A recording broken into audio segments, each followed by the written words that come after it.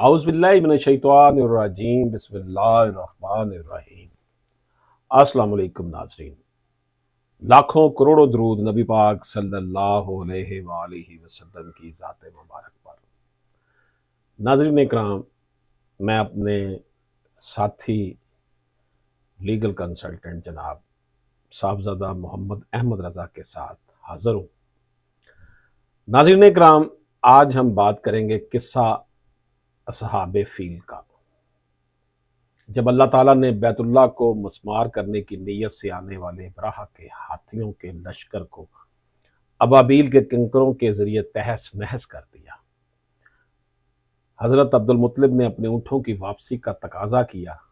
काबतुल्लाह से मुतल्लक कहा, जिसका घर है वो खुद हिफाजत फरमाएगा। को पैक कर हाथी महमूद को अपनी जगह से उठाने और मक्का की तरफ रुख फेरने का हर जतन बेसूद साबित हुआ। अब्राहा की अजियतनाक मौत मिसाल बन गई। नाज़रीन इकराम, असहाबे फील का वाक़या मामुल अंबिया नबी पाक सल्लल्लाहु अलैहि वसल्लम की वलादत बासआदत से 50 या 55 दिन कबल माह मुहर्रम 571 ईस्वी फरवरी के आखिर या मार्च के अवाइल में पेश आया। ये दर हकीकत एक तमहीदी निशानी थी जो अल्लाह पाक ने अपने नबी सल्लल्लाहु अलैहि वसल्लम और काबतुल्लाह के लिए जाहिर फरमाई थी। बैतुल मुक़द्दस उस दौर में अहले इस्लाम का किबला था। वहाँ के बाशिंदे मुसलमान थे, इसके बावजूद इस पर मुशरिकीन काबज़ हो चुके थे। 587 कबल मसीह में बख्त नसर और 70 ईस्वी में अहले रोमा बैतुल मुक़द्दस पर मुसल्लत हो चुके थे, लेकिन इसके बरखिलाफ काबे पर ईसाइयों का तसल्लुत ना हो सका। हालांकि उस वक़्त यही मुसलमान कहलाते थे और काबे के बाशिंदे मुशरिक थे। काबे की हिफाजत की जिम्मेदारी अल्लाह रब्बुल इज़्ज़त ने खुद ली थी। यही वजह है कि बैतुल्लाह को मस्मार करने की नीयत से आने वाले कफार के लश्कर को छोटे छोटे परिंदों के जरिए किंकरों की सूरत अजाब इलाही नाजल फरमाकर तहस नहस कर दिया गया। मुहद्दिसीन ने नबी पाक सल्लल्लाहु अलैहि वसल्लम की तशरीफ आवरी से कबल इस अब इबरतनाक वाक़े को मौजज़ा अजीम करार दिया है। अल्लाह पाक ने कुरान करीम की 105वीं सूरत अल फील में इस वाक़े को मुख्तसरन बयान फरमाया है। सूरह फील मक्का मुकरमा में नाज़िल हुई। इसमें 5 आयात हैं। नाज़रीन इकराम, 525 ईस्वी की बात है जब मुल्क यमन पर यहूदी फरमानरवा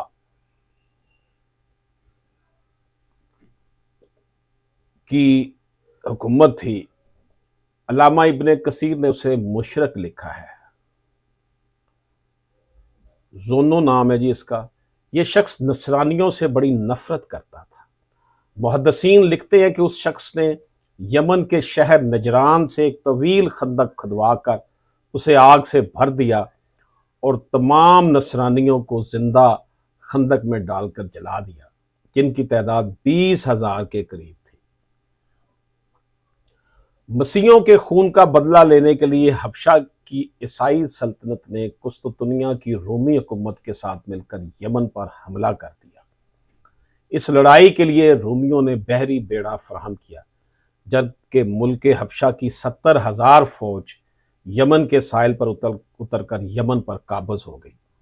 मिस्र और शाम पर काबज रूमी सल्तनत की कोशिश ये थी कि मशरकी अफ्रीका से हिंदुस्तान, इंडोनेशिया और मशरक के उन तमाम दूर दराज के इलाकों से जिनकी तजारत पर अरसा दराज से अरब काबज थे, अरबों को निकाल कर वहां अपना कब्जा मुकम्मल हासिल कर लिया जाए। इसी मकसद के तहत रूमियों ने हबशा की ईसाई हुकूमत से गठ जोड़ किया और बहरी बेड़े से उसकी मदद करके उसे यमन पर काबज करवाया। नाज़रीन इकराम, हाफिज इब्ने कसीर लिखते हैं कि यमन पर हमला 2 कमानदारों की क़यादत में किया गया, जिनमें से एक का नाम अब्राहा और दूसरे का नाम आरियात था। लेकिन फिर ये दोनों आपस में लड़ पड़े। मुकाबले में आरियात मारा गया और अब्राहा मुल्क पर काबज हो गया। इसके बाद उसने शाह हबशा को इस बात पर राजी कर लिया कि वो इसे यमन में अपना नायब मुकर्रर कर दे। यह शख्स रफ्ता रफ्ता यमन का खुद मुख्तार बादशाह बन गया, मगर उसने शाह हबशा की बराए नाम बालादस्ती तस्लीम कर रखी थी और खुद को नायब लिखता था कि वो नायब है बादशाह का। नाज़रीन इकराम, अब्राहा को खाना काबा में होने वाले हज से अदावत थी। चनाचे उसने यमन के शहर सना में सोने, चांदी और जौहरात से मरसा एक अजीमुशान कलीसा बनवाया। ये उस वक्त दुनिया की सबसे खूबसूरत और हसीन तरीन इमारत थी। अब्राहा ने लोगों को जबरदस्ती मजबूर किया कि वो खाना काबा जाने की बजाय इस कलीसा में इबादत करें। अरबों को जब अब्राहा की इस नापाक जसारत की इतला मिली तो इनमें गमो गुस्सा की लहर दौड़ गई। बनु कनाना के एक शख्स ने रात की तारीकी में कलीसा के अंदर जाकर इसकी दीवारों और इबादत की जगह पर नजासत मल दी। अब्राहा को जब मालूम हुआ तो वो गुस्से से पागल हो गया और उसने खाना काबा को ढाने का फैसला किया। अब्राहा ने बादशाह नजाशी से इजाजत मांगी। इसने अपने खास और को पैकर हाथी महमूद समेत 8 दीगर ताकतवर तरीन हाथियों को अब्राहा के पास भेज दिया। मकसद यह था कि बैतुल्लाह के सतूनों में लोहे की मजबूत और तवील जंजीरें बांधकर इन जंजीरों को हाथियों के गले में बांध दें और इन्हें जो है वो जमीन बोस कर दें ताकि सारा बैतुल्लाह जमीन पर आ गिरे, फौरन आ जाए। नाज़रीन इकराम, अब्राहा 60,000 फौज के एक बहुत बड़े लश्कर के साथ बैतुल्लाह शरीफ की जानब रवाना हुआ। फौजी लश्कर के आगे 9 या 12 फौजी, जो 9 या 12 कवि हैकल हाथियों का एक रेवड़ था, जिस पर माहिर तरीन तीर अंदाज सवार थे। दरमियान में शाह नजाशी के खास हाथी महमूद पर अब्राहा गुरूर तकब्बर से सरशार रेशमों कम ख्वाब के गद्दों पर बराजमान अल्लाह के घर को ढाने के लिए निकला। अहले अरब ने एक जंगजू डॉनफर की क़ियादत में अब्राहा के खिलाफ मज़ामत की, लेकिन अल्लाह ताला ने अपने घर की खुद हिफाजत फरमानी थी। दुनिया जब तक दुनिया है उस वक्त तक ये कायम दायम सिलसिला रहना था और दुनिया के लिए बातिल कुव्वतों को यह पैगाम देना था रहती दुनिया तक। चनाचे अहले अरब नाकाम हुए और डॉनफर को कैद कर लिया गया।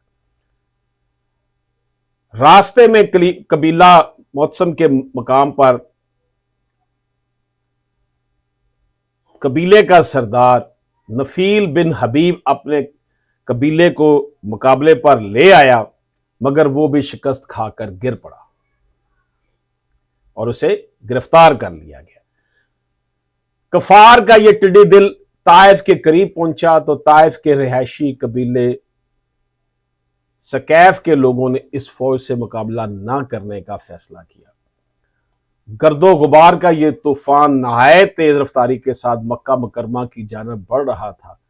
बैतुल्लाह शरीफ से 8 किलोमीटर दूर मुज़ल्फा और मना के दरमियान वादी महसर पहुंचकर अब्राहा ने पड़ाव डालने का ऐलान कर दिया।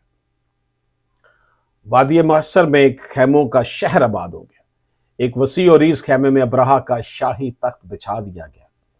लश्कर के लोग जब फारग हुए तो उन्होंने देखा कि अतराफ में नहायत खूबसूरत और तवाना ऊंट चर रहे हैं।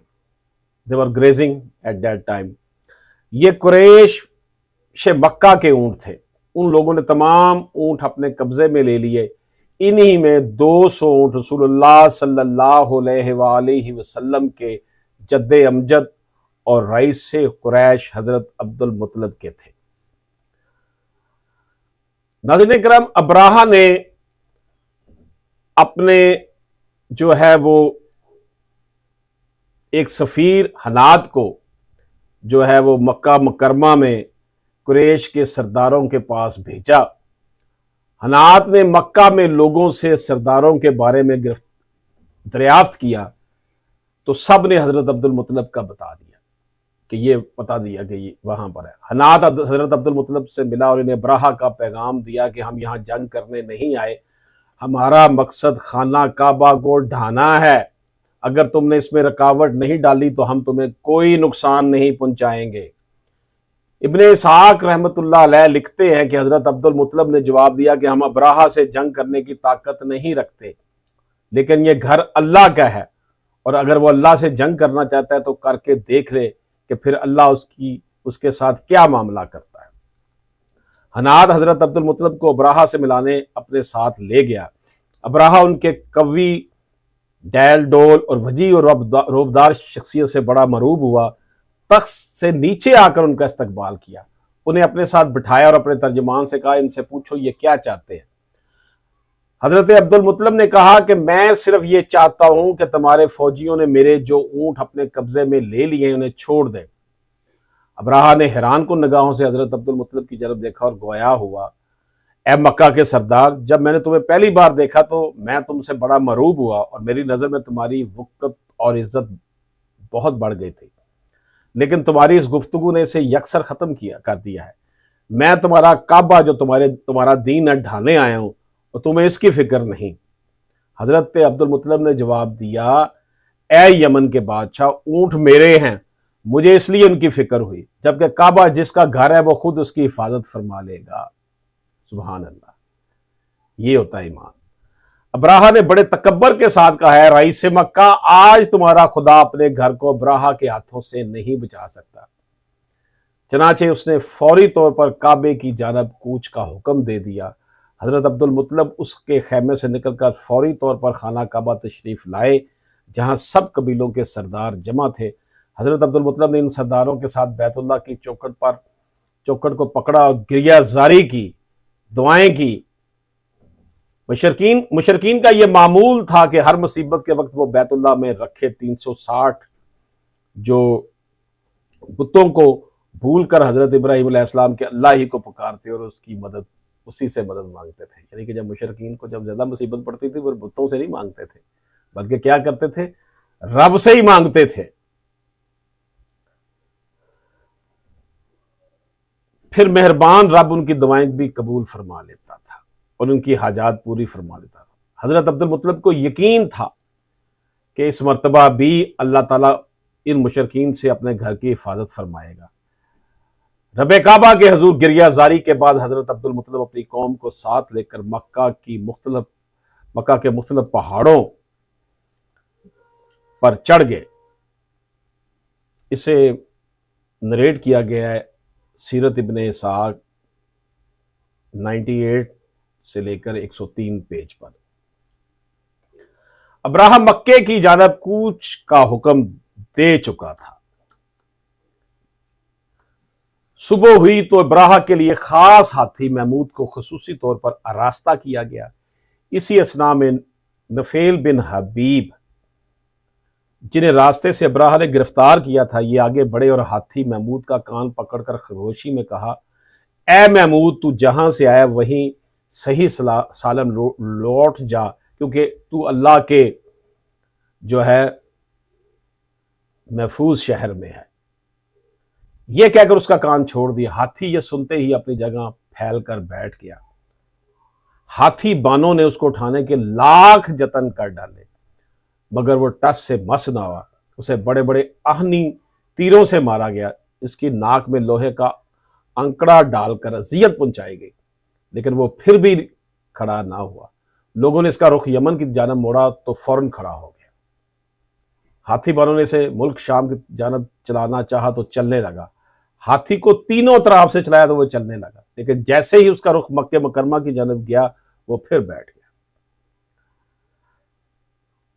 नाज़रीन इकराम, अभी ये परेशानी खत्म भी ना हुई थी कि अब्राहा की फौज को समंदर की जानब से आने वाले बेशुमार परिंदों ने घेर लिया है, जिनकी चूंचों और दोनों पंजों में चने या मसूर की दाल के बराबर 3 कंकरियां थी। वाकदी की रिवायत में है कि ये परिंदे अजीब तरह के थे। जो इससे पहले कभी नहीं देखे गए थे। ये कबूतर से छोटे थे, उनके पंजे सुर्ख थे। परिंदों ने ये कंकरियां अब्राहा की फौज पर बरसा दी। एक एक कंकर ने वो काम किया जो रिवाल्वर की गोली भी नहीं कर सकती थी। उस वक्त तो खैर रिवाल्वर नहीं था कि कंकर जिस पर पड़ता उसके बदन को चीरता हुआ जमीन में घुस जाता। ये अजाब देखकर सब हाथी भाग खड़े हुए। लश्कर के सब लोग इस मौका पर हलाक नहीं हुए, बल्कि अतराफ के मुख्तलिफ रास्तों में भागते हुए मर मर कर गिरते चले गए। अब्राहा को चूंकि सख्त सजा देना मकसूद थी, तो ये फौरन हलाक नहीं हुआ, बल्कि जिस्म का एक एक जोड़ गल सड़ कर गिरने लगा और उसे इसी हाल में वापस यमन लाया गया। यहां तक कि दारुल हुकूमत सना पहुंचकर उसका सारा बदन टुकड़े टुकड़े होकर बह गया। अब्राहा के हाथी महमूद के साथ 2 हाथी बांध वही मक्का मुकरमा में रह गए, मगर इस तरह के दोनों अंधे और अपाहज थे। मोहम्मद बिन इसहाक ने हजरत आयशा सदीका रजी अल्लाह तआला अन्हा से रवायत की है कि उन्होंने फरमाया, मैंने दोनों को इस हालत में देखा कि वो अंधे और अपाहज थे। हजरत आयशा रजी अल्लाह तआला अन्हा की बहन हजरत अस्मा रजी अल्लाह तआला अन्हा ने फरमाया कि मैंने दोनों अपाहज और अंधों को भीख मांगते हुए देखा। असहाबे फील के इस अजीबोगरीब वाक़े ने पूरे अरब के दिलों में कुरैश की अजमत बढ़ा दी और सब मानने लगे कि ये अल्लाह वाले लोग हैं जिनके दुश्मनों को अल्लाह ताला ने हलाक कर दिया। नाज़रीन किराम, तफसीर मौलाना यूसुफ रहमतुल्लाह अलैह में ये मज़कूर है कि यहां इस बात की वजाहत जरूरी है कि अबाबील किसी परिंदे का नाम नहीं, इसके मायनी है गौल दर गौल, यानी परिंदों के जो झुंड के झुंड या गौल के गौल हमलावर हो रहे थे, इन्हें अबाबील कहा गया। इमाम राजी रहमतुल्लाह अलैह फरमाते हैं कि जो परिंदे समंदर की जानब से आ रहे थे, इन परिंदों के बाज झुंड सफेद, बाज सब्ज और बाज स्याह थे। चनाचे जिसने जिस रंग के परिंदे को देखा वो बयान कर दिया। ये तफसीर इब्ने कबीर के 484 से 488 तक सफ़ात पे मज़कूर है।